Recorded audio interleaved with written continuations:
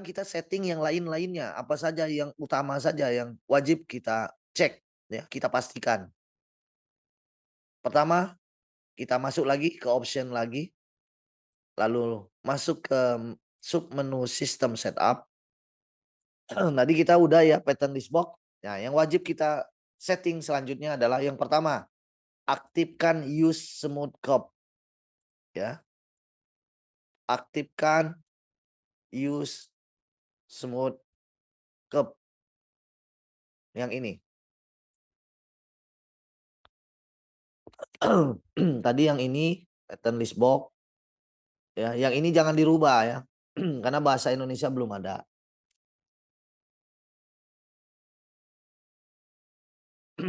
Lalu lalu kita ke menu ke tombol selanjutnya ke length unit. Tekan tombol length unit ini. Lalu Ibu atur yang ini.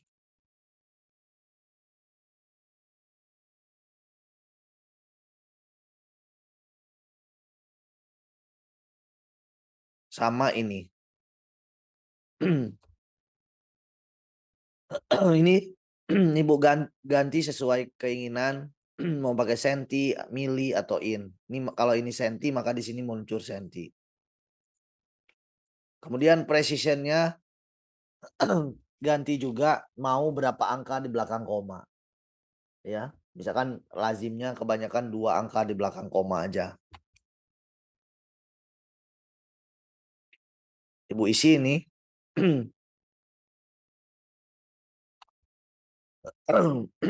Lalu kita ke pengaturan selanjutnya ke default parameter. Tekan tombol default parameter, klik. Lalu di sini yang utama kita rubah adalah node-nya. Node-nya mau tipe apa node-nya? Ya, node itu apa ya? Node itu istilah Ibu apa? Checklist ya. Checklist tanda jahitan itu. Nah, ini kita pilih mau pakai tipe jenisnya seperti apa? Mau pakai P, T. Nah, ini lebih banyak pakai T, P dan I ya. Supaya nampak jelas kita pakai T saja ya. Sampai sini aman ya? Masih jelas ya? Masih, Pak. Oke. Lalu kita ke bagian bawah, sim value. Ini dicentang semua dan apa maksudnya? Yang pertama, centangan yang pertama, view sim value. Artinya jika dia dicentang, maka nilai kampu itu akan muncul di layar kerja kita. Jadi di layar kerja keluar. Kalau ini nggak dicentang, maka nilai kampunya nggak keluar. Tapi garis kampunya ada. Tapi nilainya berapa itu nggak ada. Nah, kita aktifkan saja. Kemudian di bagian bawah itu ada add sim value auto. Maksudnya apa kalau dicentang?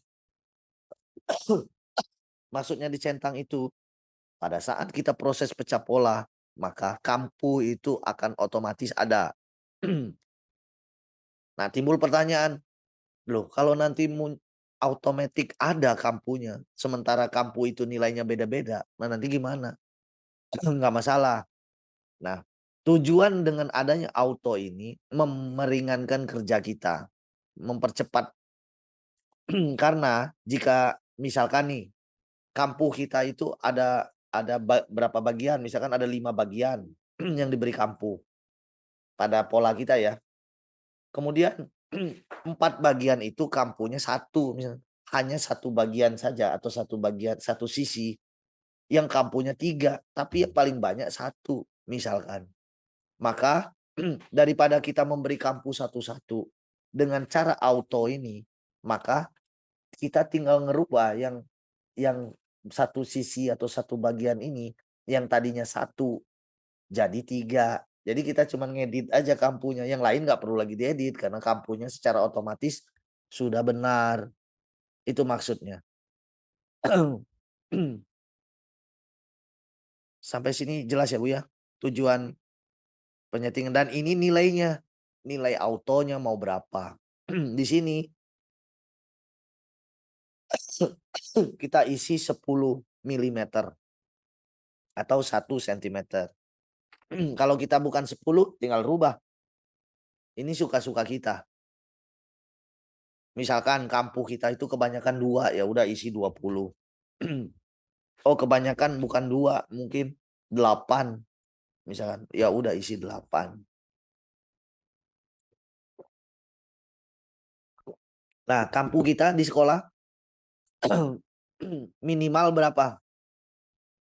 Yang beraninya berapa kalau di sekolah? Paling kecilnya 10 ya Bu? Atau 8 berani 8?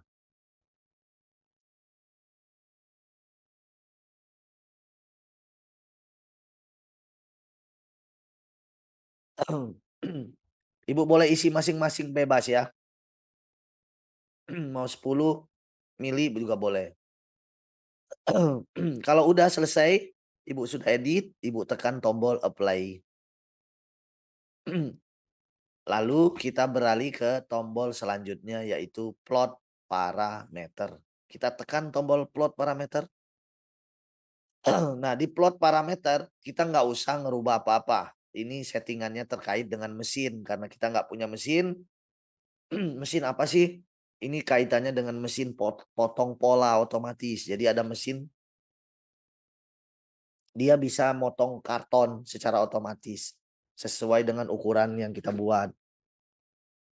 Nah, ini di industri-industri udah punya ya sebagian besar karena ini mempercepat proses daripada ke kertas biasa terus ditempel ke karton terus dipotong lagi dengan adanya mesin nama mesinnya itu cutting plotter atau cutboard itu dia nggak perlu lagi potong manual lagi udah pakai mesin semua.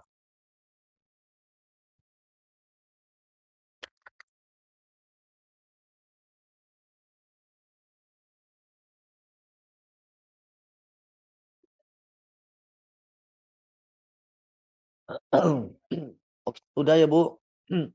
Lalu kita ke tombol selanjutnya yaitu grind line setup yang di atas. Masuk ke grind line setup. Nah, di grind line setup apa sih? Nah, tolong ini jadi fokus kita ya. Agak konsentrasi nih. Mudah-mudahan ada 30 ibu guru minimal setengahnya paham. Nanti setengahnya bisa bertanya. Jangan sampai 30 cuman satu yang paham. Oke, ini tolong saya wanti-wanti nih. Ini ada di menit keberapa? Di jam 1.05 setelah saya online. Ini kebanyakan pelatihan secara online itu kesempatan untuk lupa itu besar sekali.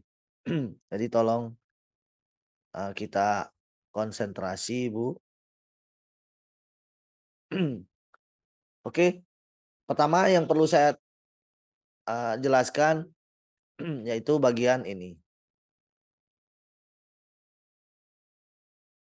Bagian ini. Grind line default direction.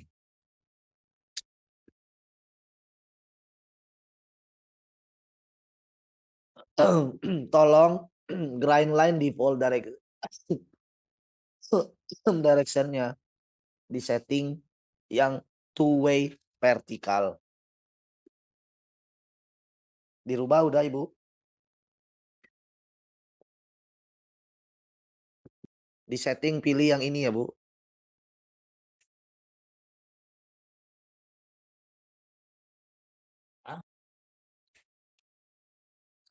Balado. Ya, ya Bu. Jelas ya?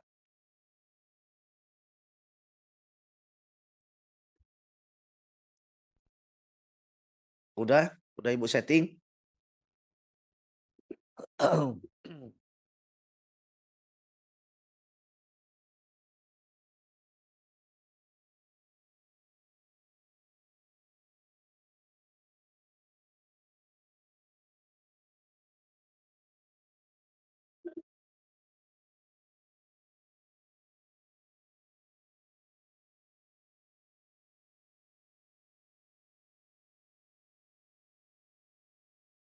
Jelas Ibu.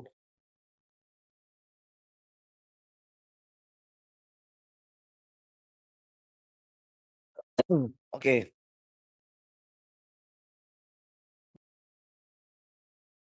sekarang kita beralih ke bagian sini. Bagian ini ada 2 kolom yang harus, kita isi. In yang ini tadi kenapa saya kasih vertikal, karena kita kebiasaan di sekolah itu ngedesain atau create pattern itu selalu vertikal. Nah, sementara di industri lazimnya mereka horizontal. Nah, ini nggak ada masalah, yang penting settingan dari awal pastikan sudah benar sesuai dengan standar kita. Di sekolah vertikal ya kita pakai vertikal, kalau di industri horizontal ya horizontal. Jika Ibu nanti ini nggak rubah, nah dari 3 Ibu guru, nanti setelah siang nanti masih pakai horizontal, nanti timbul kendala. Saya kasih tahu dari awal, apakah kalau kita horizontal nggak bisa diperbaiki? Bisa, tapi saya khawatir, karena ini materi dasar, Ibu lupa nanti yang lain-lainnya, karena fokusnya ke sini doang. Jadi tolong yang ini di-setting-nya yang ini ya Bu, yang vertikal, supaya saya, Ibu lancar gitu penjelasan saya karena waktu kita nggak banyak. Oke, sekarang kita ke kolom sini, kolom yang kosong ini. Ini adalah kolom untuk mengisi informasi pola. Ada 2 kolom, kolom yang di atas untuk informasi pola yang ada di atas grind line. Nah, ini di atas grind line. Jadi kalau ada grind line seperti ini, nah informasinya di sini nanti. Itu maksudnya.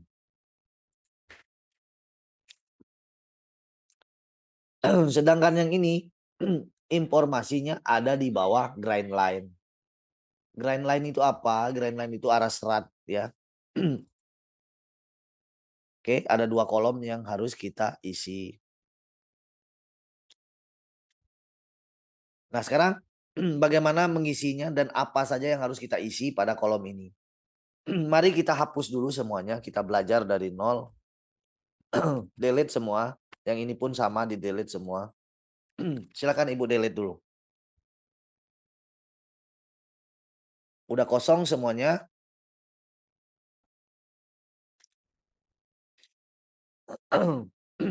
Lalu sekarang kita isi informasi apa saja sih yang harus kita tulis di sini, dan itu harus jadi standar ya. Nah, MGMP Jawa Barat boleh membuat standar sendiri, mungkin berbeda dengan MGMP dari provinsi yang lain. Nah, nanti saya juga akan share, apa saja sih kalau di industri itu yang penting-penting dan wajib ditulis ya pada grind line. Oke, langsung untuk yang bagian atas grind line, pengaturannya ada di mana? Nggak perlu kita ketik di sini apa ya. Kita tinggal tekan tombol yang ada tanda panah ini. Klik 1 kali, maka akan, keluar pop up seperti ini, info at grind line. Nah, kita tinggal nyentang aja, apa saja sih di bagian atas itu yang harus muncul. Nah, nah Ibu boleh suka-suka di Ibu, kalau bisa dibuat standar, jadi nggak asal-asalan. Jadi begitu siswa kita ke industri, oh ternyata mereka tahu dan punya standar juga. Sehingga kita bisa balik, bukan sekolah mengikuti standar industri, tapi industri yang mengikuti standar sekolah. Oke. Nah, apa saja? Yang pertama, yang ini saran lah ya, dan ini sering saya lihat di industri. Pertama adalah style name-nya. Setelah style name apalagi? Nama polanya. Karena informasi ini akan nampak di setiap pola. Kemudian apalagi? Kalau customer nggak ada, ya udah customer nggak usah. Biasanya saya lihat di industri itu, yang ketiga adalah size yang terakhir itu. Udah itu aja. Kemudian kita tutup kalau udah selesai.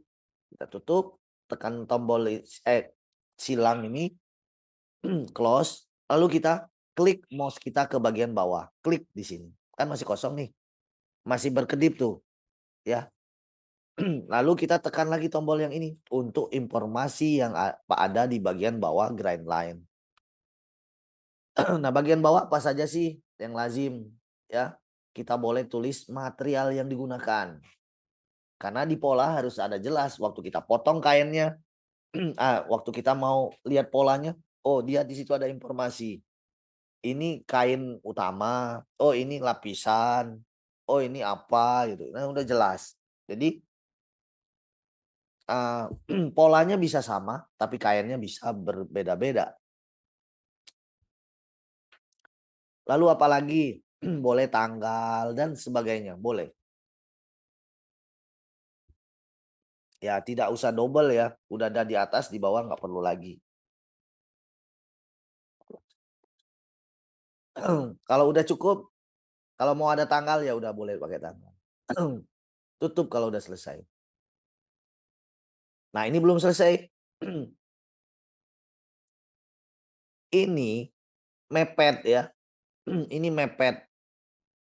Dante, dan P, ini dan ya, saya nyebutnya dan aja.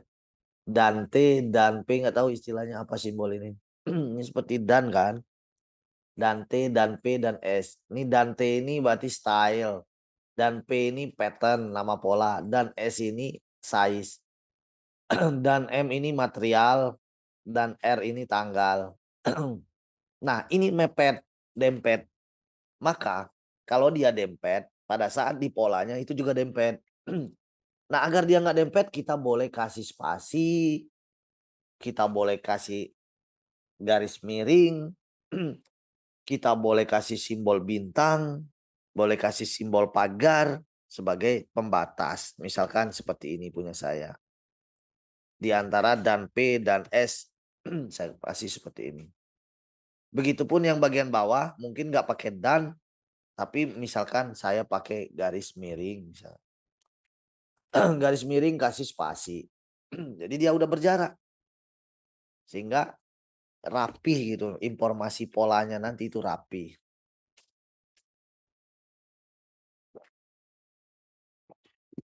Nah, tolong ini dicentang semua aja. Kalau udah, langsung apply tombol ini.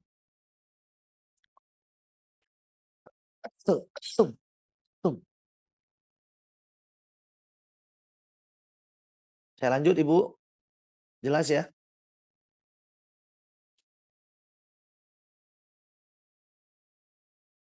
Oke, saya lanjut ya.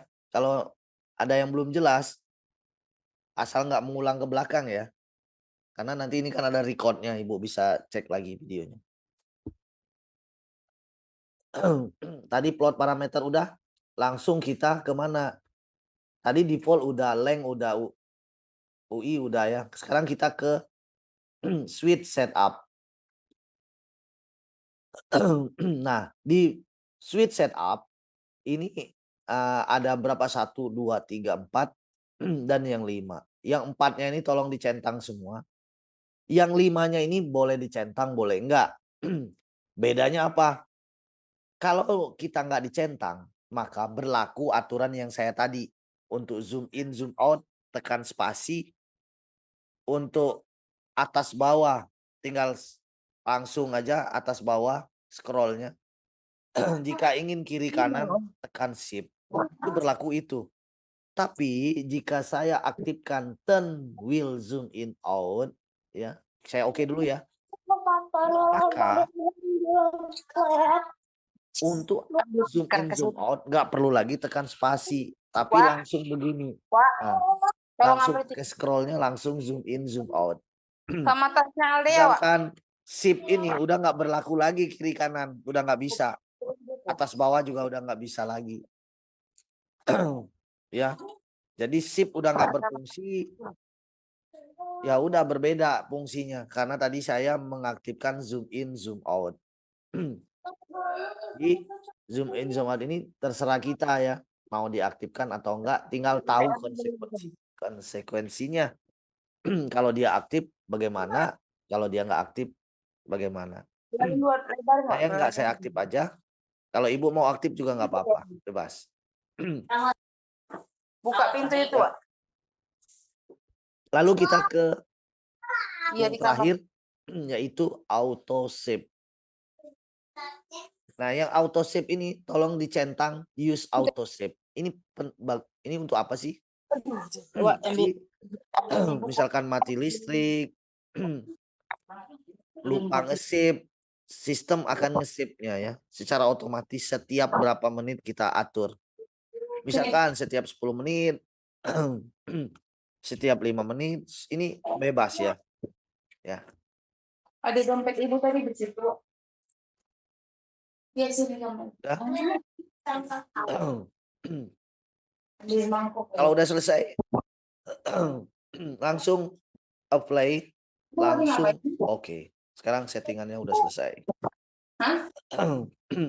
Oke, jadi navigasi tadi kita udah jelaskan cara menggunakan mouse. Kemudian interface apa ada yang di layar ini. Ya. Nah, sekarang ini interface ya, belum selesai, masih satu lagi. Oh, interface cukup saya rasa. Kita ada pertanyaan nggak ke interface tadi, layoutnya? Sekarang kita kalau nggak ada, saya akan langsung mulai ke materi dasar. Ini sangat dasar dan harus dipegang, ya, dipahami benar-benar. Ibu latih sehingga ibu bisa kembangkan dengan pengetahuan dasar yang kuat. Ada.